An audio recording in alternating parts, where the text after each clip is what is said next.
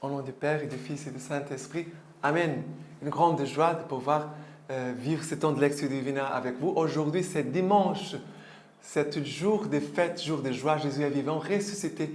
Il est là au milieu de nous. Il y a aussi toute l'Église aujourd'hui qui se rassemble pour célébrer la Sainte Eucharistie, pour recevoir le corps et le sang du Christ, recevoir la parole de Dieu, recevoir la paix et la bénédiction du Seigneur pour toute cette semaine qui s'avance devant nous. Grande joie vraiment de proclamer Jésus, il est vivant, il est ressuscité. Et en ce dimanche 31 janvier, nous sommes au 31 janvier, dimanche. La première lecture d'aujourd'hui, c'est Deutéronome chapitre 18, versets 15 à 20. Il dit comme ça. Le Seigneur, ton Dieu, suscitera pour toi, du milieu de toi, parmi tes frères, un prophète comme moi, que vous écouterez. C'est cela même que tu as demandé au Seigneur ton Dieu, à l'Horeb, au jour de l'assemblée. Pour ne pas mourir, je n'écouterai plus la voix du Seigneur mon Dieu, et je ne regarderai plus ces grands feux. Et le Seigneur me dit, ils ont bien parlé, je leur susciterai du milieu de leurs frères un prophète semblable à toi. Je mettrai mes paroles dans sa bouche, et il leur dira tout ce que je lui ordonnerai. Si un homme n'écoute pas mes paroles, que ces prophètes aura prononcé en mon nom, alors c'est toi-même qui en demanderai compte à cet homme. Mais si un prophète a l'audace de dire en mon nom une parole que je n'ai pas ordonné de dire, et s'il parle au nom d'autres dieux, ce prophète mourra. Alors, nous sommes ici au livre de Deutéronome, et le Seigneur qui dit, c'est le Seigneur qui parle, je susciterai au milieu de toi, parmi tes frères, un prophète comme moi, que vous écouterez. Ici, le Seigneur, regarde, il veut nous donner des prophètes. Qu'est-ce que le rôle d'un prophète? Le prophète, c'est quelqu'un qui reçoit de Dieu un message et communique à son peuple. Regardez, à l'époque des prophètes, le peuple n'avait pas les livres de la Bible, n'avait pas la Bible.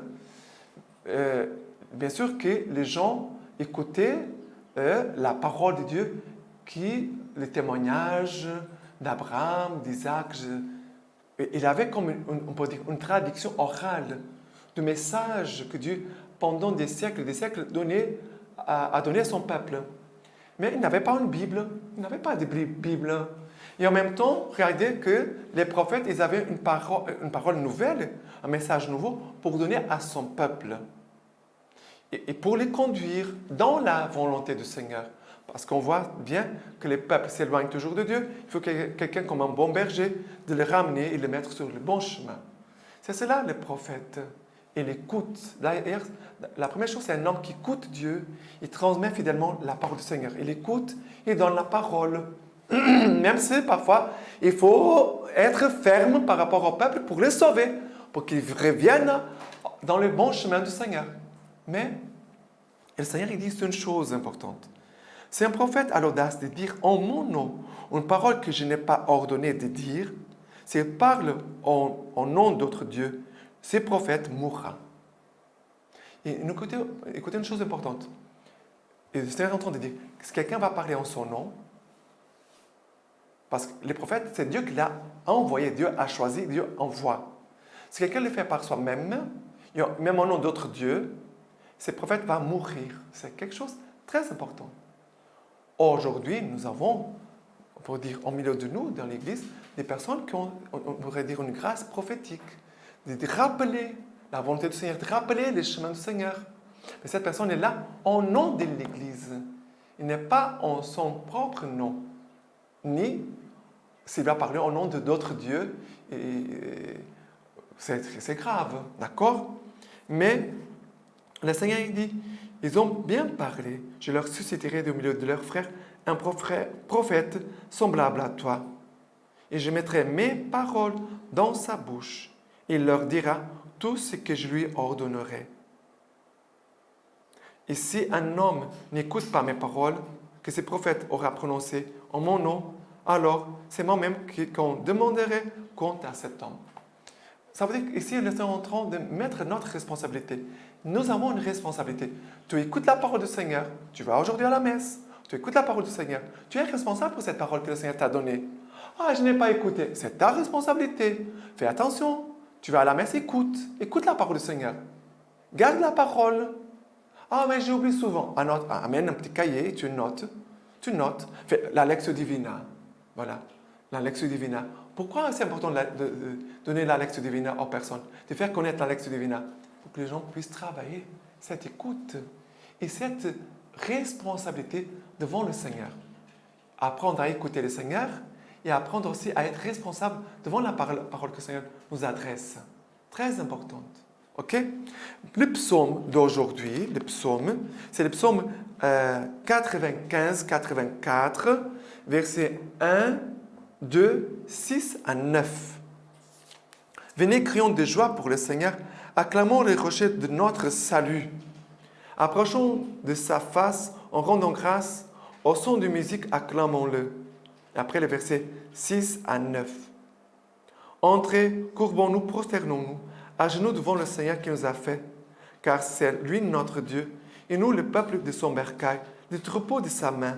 Aujourd'hui, si vous écoutez sa parole, sa voix, n'endurcissez pas vos cœurs comme à Mériba, comme au jour de Massa dans les déserts, où vos pères m'éprouvaient, me tentaient, alors qu'ils me voyaient agir.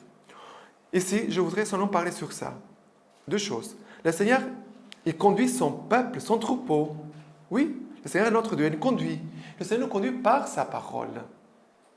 Le Seigneur nous conduit par sa parole. Aujourd'hui, si vous écoutez sa voix, n'endurcissez pas vos cœurs comme à Mériba. Si tu écoutes la parole, n'endurcis pas ton cœur. Ne laisse pas ton cœur s'endurcir. Garde toujours ton cœur ouvert. Toujours un cœur docile, amoureux au Seigneur. Mais écoute la voix du Seigneur. Garde la parole du Seigneur. Le Seigneur te conduit comme un bon berger par sa parole. OK? Et la deuxième lecture d'aujourd'hui, en ce dimanche, c'est 1er Épître aux Corinthiens, chapitre 7, versets 32 à 35. 32 à 35. Il dit comme ça. Je voudrais vous voir exempt de soucis. L'homme qui n'est pas marié a souci des affaires du Seigneur, des moyens de plaire au Seigneur. Celui qui s'est marié a souci des affaires du monde, des moyens de plaire à sa femme. Et les voilà partagés. De même, la femme sans mari, comme la jeune fille, a souci des affaires du Seigneur. Elle cherche à être sainte de corps et de l'esprit. Celle qui s'est mariée a souci des affaires du monde, des moyens de plaire à son mari. Je dis cela dans votre propre intérêt, non pour vous tendre un piège, mais pour vous porter à ce qui est digne et qui attache son partage au Seigneur. Alors, ici, cette lecture elle est très belle. Elle nous dit comme ça. L'homme qui n'est pas marié, il doit s'occuper des affaires du Seigneur et le moyen de plaire au Seigneur. Voilà. Quelqu'un qui n'est pas marié, c'est très important de communiquer ça aux jeunes. Tu n'es pas marié, tu ne dois pas te perdre dans les distractions du monde et draguer les filles ou les garçons, je ne sais pas, les jeunes, ta responsabilité. Bien sûr, on doit s'occuper des choses de notre famille, de notre école, mais tu dois chercher à plaire au Seigneur en toutes choses. Voilà, de chercher, d'avoir des soucis des affaires du Seigneur et de plaire au Seigneur. Très important. Celui qui est marié, bien sûr, va prendre soin de sa famille, des choses de son travail, des enfants, l'épouse, l'époux, voilà, des choses comme ça. Ainsi comme la jeune fille qui n'est pas mariée, elle doit chercher les affaires du Seigneur et d'être sainte de corps et d'esprit. Elle doit chercher à être sainte de corps et d'esprit. Très importante. Elle doit faire n'importe quoi avec son corps, comme les garçons non plus. Les jeunes garçons qui ne sont pas mariés et la jeune fille qui n'est pas mariée ne doit ne faire n'importe quoi avec son corps. On doit apprendre les jeunes à vivre dans la chasteté, dans la virginité, dans la pureté. On doit apprendre les jeunes aujourd'hui à vivre dans la chasteté, la pureté et la chasteté. Malheureusement, on ne voit pas ça. Et on doit annoncer cela aux parents. On doit communiquer ça aux parents. Parce que c'est la responsabilité des parents et surtout des papas de garder ses enfants. C'est le devoir d'un papa, d'un homme marié, de garder ses enfants pour qu'ils puissent avoir une vie pure, digne d'un enfant de Dieu. OK? Et après, il dit comme ça, je vous dis cela dans votre propre intérêt, non pour vous tendre un piège, mais pour vous porter à ce qui est digne et qui attache son partage au Seigneur. Et nous tous, ça c'est pour nous tous. On doit avoir une vie digne et de s'attacher au Seigneur. S'attacher au Seigneur en toutes choses. Soit les mariés, soit les célibataires. Voilà, tous. OK? Mais voilà, ici, à la première lecture, parlait de s'attacher à la parole du Seigneur. Mais ici, la même chose. On doit s'attacher aux affaires du Seigneur, avoir des soucis du Seigneur et de ses affaires. OK? Et maintenant, l'évangile d'aujourd'hui, c'est Marc, chapitre 1er, versets 21 à 28. Il pénètre à Capharnaüm, et aussitôt, le jour du sabbat, étant entré dans la synagogue, il enseignait. Ils étaient frappés de son enseignement, car il les enseignait comme ayant autorité et non pas comme les scribes. Et aussitôt, il y avait dans leur synagogue un homme possédé d'un esprit impur, qui cria en disant, « Que nous veux-tu, Jésus de Nazareth, le Nazaréen? Es-tu venu pour nous perdre? Je sais que tu es le Saint de Dieu. » Et Jésus les menaça en disant, « Tais-toi et sors de lui. » Et le secouant violemment, l'esprit impur cria d'une voix forte et sortit de lui.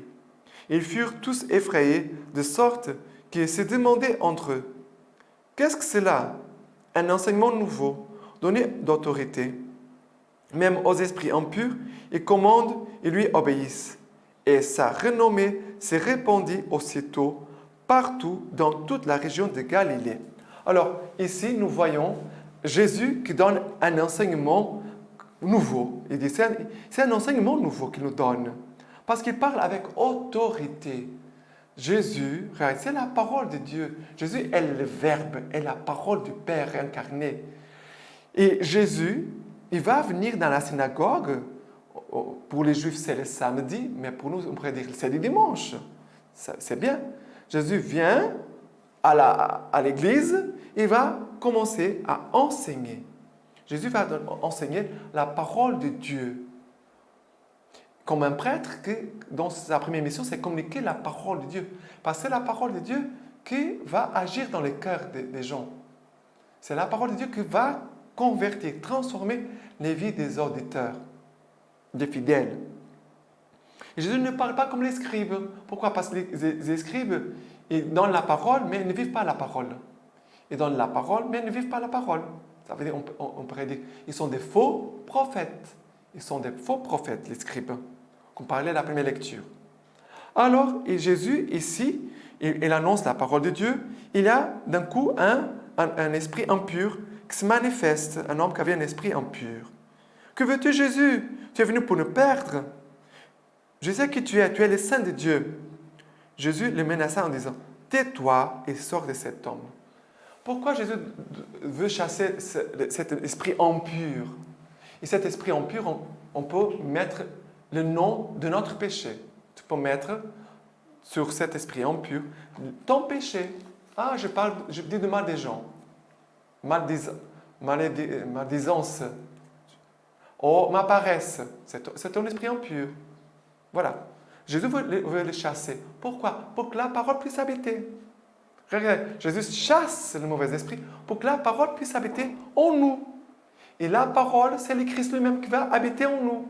Et comme le Christ habite en nous, il va faire son œuvre de vie, de résurrection, de conversion, de lumière, de guérison, de salut en chacun de nous. On doit laisser l'espace à Jésus. Que le Christ habite en nous. Que le Christ habite en nous. OK? Et les gens sont vraiment très, très touchés. Ils parlent avec autorité. Et regardez, pour nous, on doit toujours prendre la parole de Dieu. Pour notre notre vie de prière, c'est essentiel la parole de Dieu. Et surtout quand tu passes par des moments difficiles, des épreuves, ou que tu ne vois pas clair, prends toujours la parole de Dieu. Parce que la parole de Dieu, c'est elle qui a une autorité. Moi, je n'ai pas l'autorité. C'est le Christ qui a l'autorité. C'est le Christ qui a l'autorité. Nous, les hommes, nous n'avons pas l'autorité. Même l'autorité que j'ai comme ça, comme prêtre, elle vient de l'Église, elle vient du Christ. Mais je l'ai reçue du Christ et de l'Église. Nous n'avons pas d'autorité, c'est le Christ, lui, le Dieu saint, saint, 3 fois saint, qui veut aussi être saint en toi. Ok? Et la lecture patristique d'aujourd'hui, en ce dimanche, aujourd'hui, 31 janvier, nous célébrons Saint Jean Bosco. Et je voulais vous lire un petit passage de Saint Jean Bosco, lettre à ses confrères. Il dit comme ça. Que ces fois, mes chers fils, dans ma longue carrière, j'ai dû me persuader de cette grande vérité. Il est toujours plus facile de s'irriter que de patienter, de menacer un enfant que de le persuader. Je dirais même qu'il est plus facile pour notre impatience et pour notre orgueil de châtier des récalcitrants que de les corriger en les supportant avec fermeté et douceur. Écarter tout ce qui pourrait faire croire qu'on agit sous l'effet de la passion. Il est difficile, quand on punit, de conserver le calme nécessaire pour qu'on ne s'imagine pas que nous agissons pour montrer notre autorité ou pour décharger notre emportement. Considérons comme nos enfants ceux sur lesquels nous avons un pouvoir à exercer. Mettons-nous à leur service comme Jésus qui est venu pour obéir, non pour commander. Pas d'agitation dans notre cœur, pas de mépris dans nos regards, pas d'injure sur nos lèvres. Ayons de la compassion pour le présent, de l'espérance pour l'avenir. Alors vous serez de vrais pères et vous accomplirez un véritable amendement. Voilà, Saint Jean Bosco qui parle au fils de sa congrégation. Maintenant, pour la préparation pour la consécration à la Vierge Marie. Nous sommes au numéro 201. Devoir charitable que la Sainte Vierge rend à ses fidèles serviteurs. Elle nous dit comme ça. Voici présentement les devoirs charitables que la Sainte Vierge, comme la meilleure de toutes les mères, rend à ses fidèles serviteurs qui se sont donnés à elle. Première, elle les aime parce qu'elle est leur mère véritable. Elle les aime par reconnaissance. Elle les aime parce qu'étant prédestinés, Dieu les aime. Elle les aime parce qu'ils se sont tout consacrés à elle. 202. Son amour pour eux est actif et effectif, comme celui est plus que celui de Rebecca pour Jacob. Voici ce que cette bonne mère, dont Rebecca n'était que la figure, fait pour obtenir à ses enfants la bénédiction du Père Céleste. Qu'est-ce que la Vierge Marie fait pour nous? 203. Premier, elle épie comme Rebecca les occasions favorables de leur faire du bien, de les agrandir et enrichir. Elle veut les exempter de toutes sortes de maux, ses serviteurs, et les combler de toutes sortes de biens. 204. 2. Elle leur donne des bons conseils comme Rebecca à Jacob. Elle leur inspire de lui apporter leur corps et leur âme et les lui consacrer, et de faire tout ce que Jésus-Christ, son Fils, a enseigné par ses paroles et ses exemples. 205. Quand on lui a apporté et consacré son corps et son âme et tout ce qui en dépend, sans rien exempter, que fait cette bonne mère? Ce qui fit autrefois Rebecca aux 2 chevreux que lui apporta Jacob. Premier, elle les tue et fait mourir à la vie du vieil Adam. 2. Dépouille de leur peau naturelle, de leurs inclinations naturelles. 3. Elle les purifie de leurs tâches et ordures du péché. 4. Elle les apprête au goût de Dieu et à sa plus grande gloire. 206. Cette bonne mère, elle nous approprie et nous rend dignes de paraître devant notre Père céleste. Premier, elle nous révèle de Jésus-Christ. 2. Elle les orne des mérites et de la valeur de leurs propres actions. Elle tue et mortifie à la vérité tout ce qu'il y a d'impur et d'imparfait en leur personne. Elle les fortifie à porter le joug du Seigneur qui se porte sur le cou et opérer de grandes choses pour la gloire de Dieu et le salut de leurs pauvres frères. Troisième, elle donne un nouveau parfum et une nouvelle grâce à ses habits et ornements en leur communiquant ses propres habits, ses mérites et ses vertus qu'elle leur a légués. Voilà ce que la Vierge Marie fait pour nous. 207. Elle leur fait enfin obtenir la bénédiction du Père céleste, avec ses habits tout neufs, très précieux et de très bonne odeur, et avec leur corps et leur âme bien préparés et apprêtés.